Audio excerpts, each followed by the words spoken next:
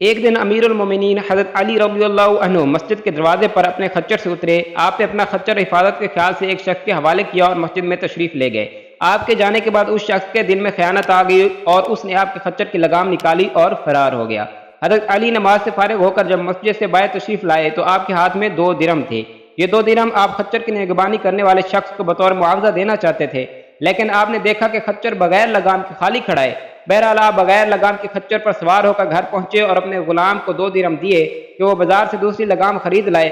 غلام بازار گیا، اس نے وہی لگام ایک شخص کے ہاتھ میں دیکھی۔ پوچھنے پر معلوم ہوا کہ ایک شخص یہ لگام 2 درہم میں بیچ گیا ہے۔ واپس آ کر غلام نے یہ بات حضرت علی کے گوش گزار کی تو آپ نے فرمایا، بندہ بعض اوقات خود صبر نہ کرنے اور عجلت سے کام لینے کی وجہ سے رزق حلال کو اپنے اوپر حرام کر لیتا ہے، حالانکہ جو کچھ رب العزت نے اس کی قسمت میں لکھا ہوتا ہے اس سے زیادہ اسے نہیں ملتا۔